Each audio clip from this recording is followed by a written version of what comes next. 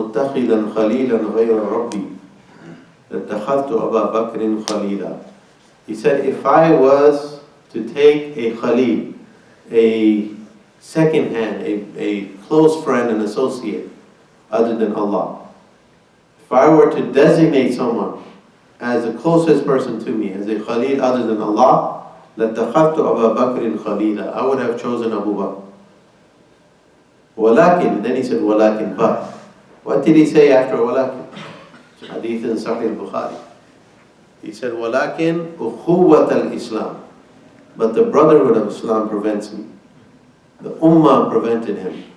Why? Because it might create a rift. For the sake of the Ummah, even this something he wanted to appoint and designate Abu Bakr in some formal capacity. I mean, he already was his best. It's obvious who he was. His status is obvious. But the Prophet said, وَلَكِنْ أُخُوَّةَ الْإِسْلَامِ. This statement, وَلَكِنْ أُخُوَّةَ الْإِسْلَامِ, should be in our minds. And every time we do something, we should think about that. Is it something that is going to further the brotherhood of Islam or take people away? So we should always keep that in our forefront. So sometimes our good desires and our right opinions will have to be sacrificed for the sake of the Ummah. And that really is what it means to be committed to the Muslim Ummah. There are no commitments you can make unconditionally. Every time you commit to something, you sacrifice something else. Every time you're involved in something, something else becomes inevitably sacrificed. When you come to the masjid, you leave something else. At Fajr time, you have to leave your sleep. When you come to an event, you sacrifice another event.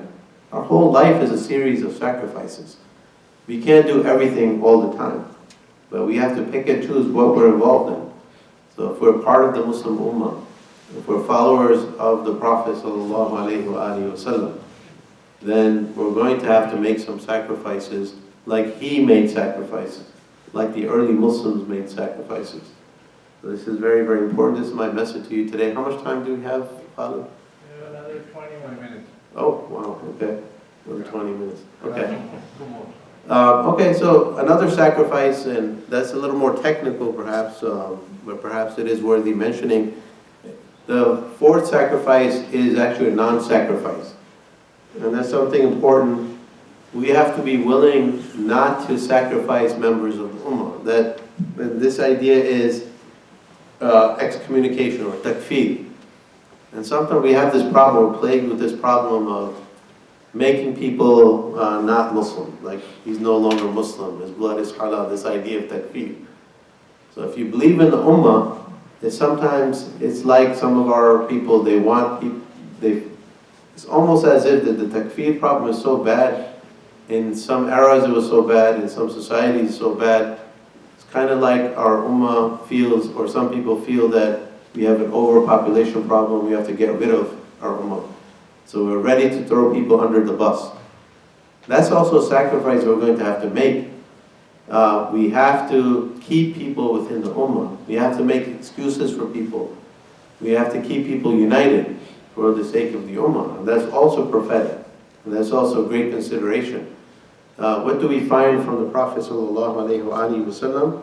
We find from him, in Sahih Bukhari, we have the Prophet defined who a Muslim was. Often we get into these intricate debates about what takes you outside of Islam and what doesn't.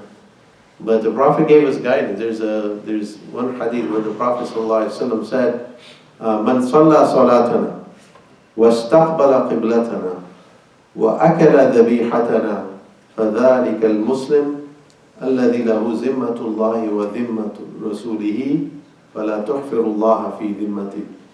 The Prophet said, and he defined who was a Muslim in a sound hadith. He said, the one who prays our prayers, the one who faces our qibla, and the one who eats our dhabiha, meaning our halal food.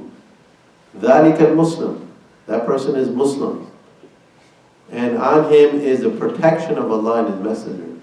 So don't violate the protection of Allah and His Messenger. So think about that. This is not like an opinion of a scholar. This is a hadith of the Messenger of Allah sallallahu alayhi wa sallam. The sense here is being Muslim, it's something that is very general. And it's not something that any one of us can get involved with and judge other people, to judge their faith, or excommunicate them from the Ummah. So the fourth sacrifice, we're going to have to be generous with each other, charitable towards each other, and we have to make excuses for it. It's like all of us have family members or children perhaps that might do things that they're not supposed to do. When it comes to your family, sometimes you find excuses. You make dua for them, you remind them. But if we're ready to kick them out of the family from day one, from the first mistake, what kind of life would that be? And sometimes that's what happens in our societies, in some situations. So it shouldn't be like that. So this idea of keeping people together in the Ummah is very, very important.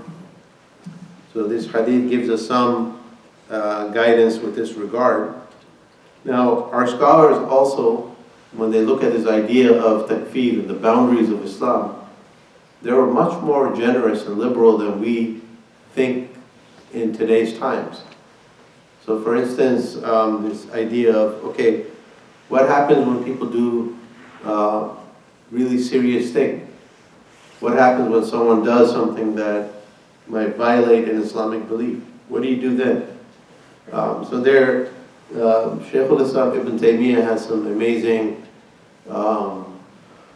he was very generous and he has some amazing ideas. And when you read his ideas, you can see that he was one of the scholars that always had the Ummah in his mind, and this idea of the Ummah. And so he said some profound things. He said, first of all, when someone makes a mistake, he said, وَالْأَصْلُ فِي الْمُسْلِمِ الظَّاهِرُ الْعَدَالَةِ بَقَاءُ إِسْلَامِهِ وَبَقَاءُ عَدَالَتِهِ. That the default for every Muslim, someone who's apparently Muslim, apparently trustworthy.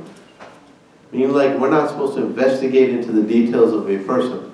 But someone who is apparently Muslim, the default is that he is Muslim and he is trustworthy. So we don't have to go around proving people's Islam. We don't have to go around proving people's trustworthiness. In the ulama of hadith, when we talk about this idea of being a trustworthy reporter, some people think they would test people in detailed ways to see if he was really trustworthy. No. The default is everyone's trustworthy unless there is a red flag or something that violates that. حتى يتحقق زوال ذلك عنه بمقتضى الدليل الشرعي. So the rule, Ibn Taymiyyah formulated a great rule. The default for every Muslim is that he is Muslim, we take his word for it, and he is trustworthy or she is trustworthy. Unless there is a clear and decisive proof to the contrary. So let people remain Muslims. Keep people Muslim. That's not our job to get into these debates to eject people from the Ummah. And when it comes to takfir, the idea of takfir, even then, suppose someone does do something that is an act of shirk, for instance, or something that you're not supposed to do. So even then, Ibn Taymiyyah had some advice. He says, first of all, you have to see, number one, that person that's doing what you consider is kufr or shirk, or something else lesser than that. First of all, you have to really see, is that really a matter like that, or is it a difference of opinion? This is Ibn Taymiyyah speaking, saying sometimes there's a difference of opinion. That person might feel that he's right, and in his view, in his understanding, it might be a wrong understanding. In that person's understanding, it might not be kufr or shirk. So that's a consideration. That's the first thing you look at. Maybe he's acting on his mistaken interpretation. And Ibn Taymiyyah said these people might be rewarded, even if they do something wrong, for their mistaken interpretation, if they were sincere and they were trying to follow the process. So that's the first thing you look at when someone gets involved in something that might be worthy of takfir. Is it really a difference of opinion? You find many of these differences people talk about, they're so adamant about, that they're so certain about. When you analyze them, they're really differences of opinion, and the scholars do have a debate over these things. So we should leave those matters. The matters that are debated, you can pick your side, what you believe is true, but let's not excommunicate people. That's very, very important. And then the second thing suppose that thing that the person is doing is really a matter of kufr or shirk. Does that excommunicate the person automatically? No. Now Ibn Taymiyyah says, now you have to look at a series of things. There are 3 things that he recommended. First of all, that person can only potentially become outside of Islam if that person did things, number 1, knowingly. That means it wasn't out of ignorance. That means, and he mentioned also, that means he wasn't someone who's new to Islam. These are excuses. You can find in the scholars, what are they doing? They're looking for excuses. Any excuse to keep people Muslim. You say, perhaps the person doesn't know. Perhaps the person is new in Islam. And Ibn Taymiyyah mentioned being in remote regions. That's an interesting idea in his thought. Remote regions are lands in the periphery of Islam that are so far away from the heartland where people are not as educated. People don't know about Islam as well. The knowledge and the books don't reach those regions. So these are the frontier regions where people don't know about Islam. So look at these excuses people make.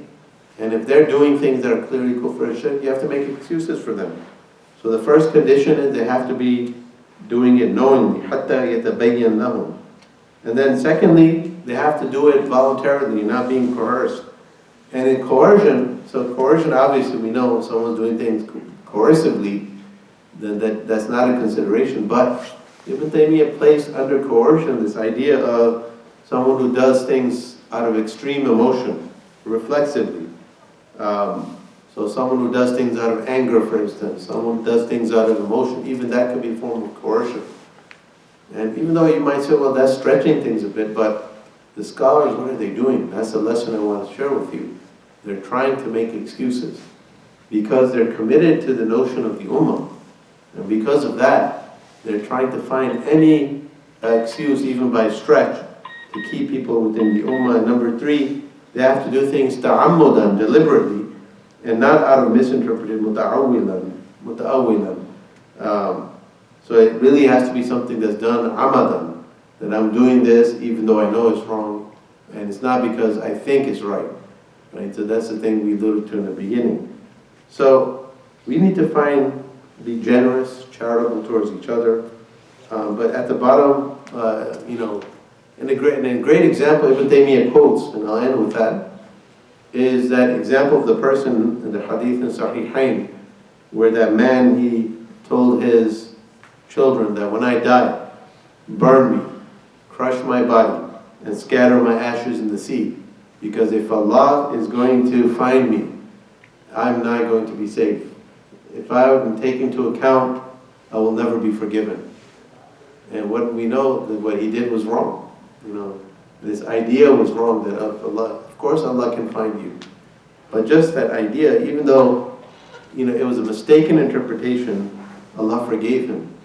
So even here, this is a great example where someone did the wrong thing, had the wrong idea, even a wrong belief. And Ibn Taymiyyah points this out. Allah forgave him because he was very sincere. It was a mistaken interpretation. So these are some of the sacrifices that we're going to have to make for the sake of the Ummah. And being part of the Muslim Ummah, being committed to the Muslim Ummah, following in the footsteps of our Messenger, alayhi salatu wasalam, we're going to have to do some of the things that he did. We're going to have to give up some of the things that he gave up. Otherwise, there is no meaningful Muslim Ummah. May Allah protect all of us. May Allah keep us united. May Allah keep our hearts united. Wa sallallahu wa sallam ala nabiyyina Muhammad wa alihi wa sahbihi wa sallam. Do we have questions? So the hadith about Abu Bakr, if I had taken anybody as Khalil, I would have taken Abu Bakr. So what does that mean? What's the meaning behind that statement? Yeah, so this is one of the fadail. So it's not a strong example of stopping an action for the sake of unity, but it falls under the realm of fadail. Fadail are not meant to be taken literally. So fadail, these are virtues. So there are many hadith of virtues where the Prophet said many things, and if you take the hadith fadail and make them more than they are, that's what people of other denominations do with Ahlul Bayt, for instance. The Prophet ﷺ did say many things about Ali. He did say many things about Abu Bakr. He did say many things about Umar. He praised certain tribes. If you take any matter of fadl or fadail and you elevate it more than it is, then you kind of sacrifice things. So here it's just meant to show his love for Abu Bakr radiallahu anhu. It's not meant to be, if you use this as a proof, well, Abu Bakr was meant to be the Khalifa, that's stretching it. But it was the extreme love that the Prophet had for Abu Bakr. And in the Manaqib, in the chapter on Manaqib, which are the virtues of specific tribes and people and companions, there are extensive chapters in all the books of Hadith. You find many, many virtues that are similar to that. So I want to make it more than anything beyond the love of the Prophet for Abu Bakr. And it wasn't something official he was trying to do. Maybe I might have, it may have come across like that. But the main point for us, I think, وَلَكِنْ أُخُوَّةَ الْإِسْلَامِ. The Prophet was just reminding us that keep the brotherhood in front. So don't put anyone in a position that would compromise the greater brotherhood. That's a lesson that I get from this. But it's not meant to be a official position of Khalifa or the second hand. And I mean, there are many allusions to that. The Prophet made Abu Bakr lead the prayer, so we can say that, you know, it was very obvious who he wanted to take his place. But he never said it explicitly, and that is because of the Ummah. He wanted to leave it open. There has to be a wisdom behind that. We don't believe it was a mistake. We don't believe that, you know, some Muslims go overboard in defending our tradition. Well, the Prophet actually did a point. It's pretty obvious. They give all these proof. It's an illusion. But وَلَكِنْ أُخُوَّةَ الْإِسْلَامِ means the Prophet always kept the brotherhood of Islam foremost. He wanted to keep this open. It was fairly obvious to some people who should have taken his place, and we believe what history bore out the right thing. But the Ukhuwat al-Islam, the unity of the Muslim, prevented him from standing up and making an announcement. And that wasn't what he wanted. Allah Ta'ala.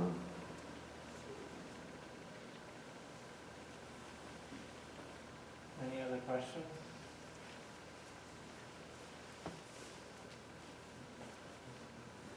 You know, the concept of identity, ethnic identity, comes after the Islamic identity. Like, practically, how does it manifest?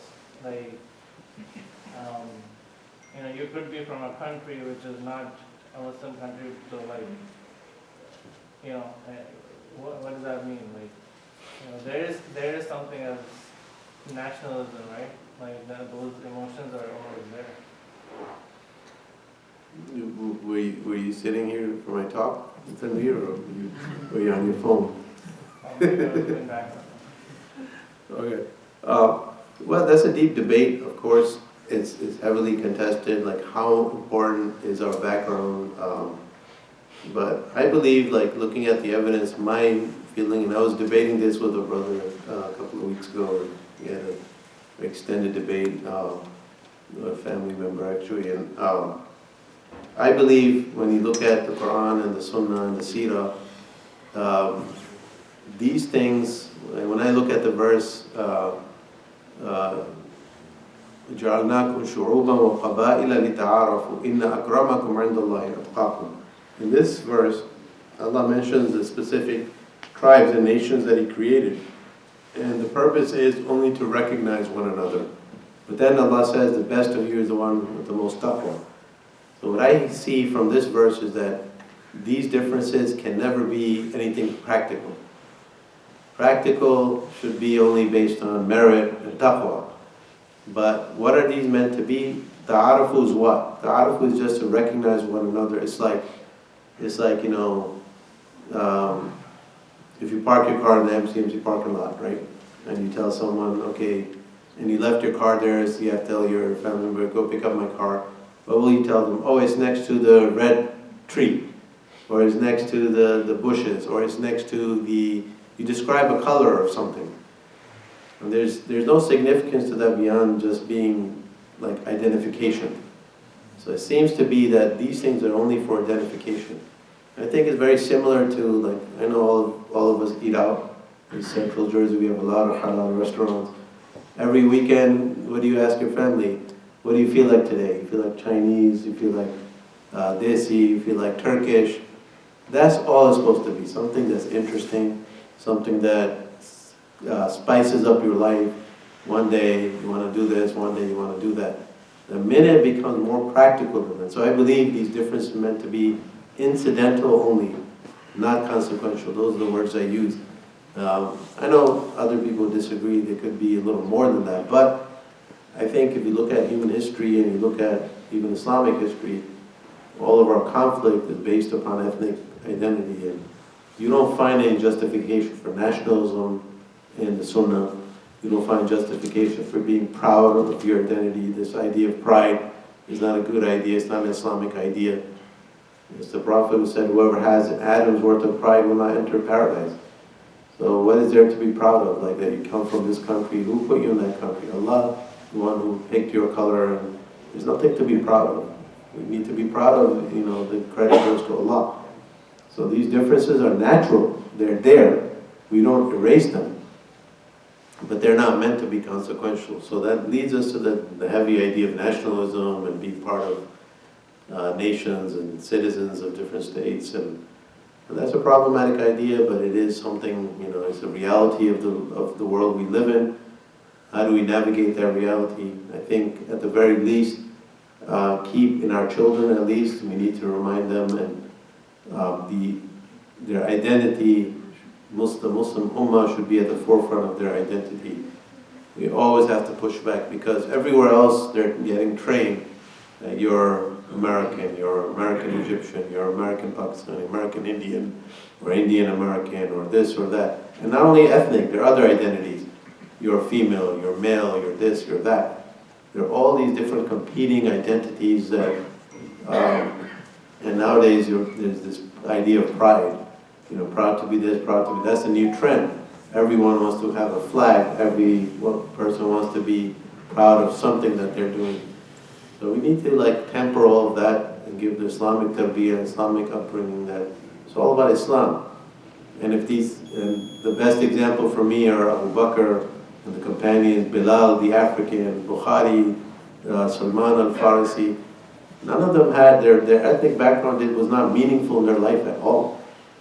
I always think about that. Imam Bukhari spoke Farsi, but he's a scholar of Arabic. He's a scholar of Islam. You don't find any sense of him being Persian in his work, or Abu Dawud, or Tirmidhi, or Nisai, or Ibn Majah. You don't see any sense of their ethnic background coming out in their work. They were full and wholehearted and committed Muslim, and that's it. And that's what we need to teach our children. We're Muslim first and last. All the other things are incidental, yes, they do have some consequence, but we need to temper those consequences, keep them suppressed to some extent. So, yes, how do you feel about showing off during the Ramadan season? Like in a Muslim country, they always have the films and everything on the streets and everything. But in the U.S., the houses are not really decorated in Ramadan. Like right now, they're decorated with the Christians and their holidays. But during the Ramadan season, I don't know if Muslims really decorate around their house. They don't really have lighting. So, is that something that we should be doing, or what do you feel about something like that? like decorating our communities and homes for our festive occasions? Yeah, during the whole Ramadan, month of Ramadan, should we be putting up lights during that time, or is not a good idea? Is that something? That's a good question. That's a matter of ijtihad, of course. There's a consideration we need to be a little more assertive as Muslims in this country, and that might involve showing some expression of our holidays. So, but at the same time, we have to be careful not falling into the consumerism that defines all the other communities, and that's my fear. It's a wonderful thing. I like when I see how homes decorate, but then part of me, what's going to eventually happen is you're going to have that Christmas tree, the Hanukkah thing, and a Muslim crescent. So it's just going to be a commercialized thing, and that's not really what our deen is. Okay. We have to be very careful not to fall into the same consumerism, commercialism that all the communities, other traditions fell into. That it becomes just these things and the meaning behind them are lost. So Ramadan is about Allah's worship. We should keep it like that. And yes, we can decorate to some extent, but I guess when it becomes a societal thing and everyone's doing it and everyone starts doing the same thing, then it might be problematic. We need to push back. But it's nice to have good ideas every Ramadan, our children painting the houses and getting things. But then I'm a little hesitant of global traditions that everyone starts doing, because that's where these things, culture sets in and innovation set in. So if everyone's doing the same thing and this news, for instance, in some Muslim societies, that is a symbol of Ramadan, that might be problematic. But coming up with creative ideas every year. What are we going to do this Ramadan for our masjid? We are going to do open houses, we're going to invite our neighbors, doing something interesting and unique, and even decorating, there's nothing wrong with that. But just be careful of consumerism and becoming like a permanent tradition. Permanent traditions are the problem. When you start doing something, everyone starts doing it, then becomes expected and a tradition, then it takes the place of ritual or more meaningful things, takes the place of worship. So those are my preliminary thoughts. Yes. Fine. So in terms of implementation of what we heard today, my struggle is, do we walk out the door and we do it individually? Or do we say we're going to implement this as Jamaat MCMC and we're going to take this journey of tarbiyah together? Or do we just say, let's just take it organic and just see what happens? Then Nadeem, I can't tell what the mask. Okay. What do you talk about? Implementation of these Implementation ideas? of what we heard today requires an intense level of tarbiyah. Do I do it individually as I walk out the door? Or do I grab the beer and say, every Friday night we have to talk about this in his house? Or do I do it at the masjid and we have an imam that leads us through this process? Where are we in our current state here in 2021? Are we doing this individually, collectively, or just let it go organically and see what happens? Because I don't think I can do this alone. Can I add Yeah, to that? Just to add to that, I think we hear a lot of this, like unity. The thing is, this discussion should happen more at the scholarly level, because the layman people are just listening to the fixed opinions from their scholars who they trust. So they're, you know what I mean? So they're like, okay, we just trust our scholars. This type of discussion about unity should happen a lot more at the scholarly level. That's what I think. Because the laymen are just following, okay, I like this scholar, if he tells me to do this, that's why I do this. It's not really... That's true, but so again, it's two slightly related things. So it's going to have to be both individual and collective. The collective has to be a huge part of it. You can't just leave everything for the community. You're going to have to do things yourself in your home, with your own children. So all of us, so the best way to look at it, the hadith of the Prophet ﷺ, كُلُّكُمْ رَاعٍ وَكُلُّكُمْ مَسْئُولٌ عَنْ رَعِيَّتِهِ. Every single one of you is a shepherd and leader, and everyone is responsible for his flock. And he gave specific examples. So you might say, well, I'm not a leader, I'm not a community leader, I'm not the... The Prophet said the man is the leader of his house. If you have friends that look up to you, you're the leader of your circle of friends. And then a wife might say, well, that's the husband. The Prophet said the woman is the leader of the house when her husband's away. All of us have various leadership capacities that we're going to have to, so it's going to have to be collective, and it's going to be individual as well. Because this is tarbiyah. Tarbiyah is every level. But in life, generally speaking, Islam is collective.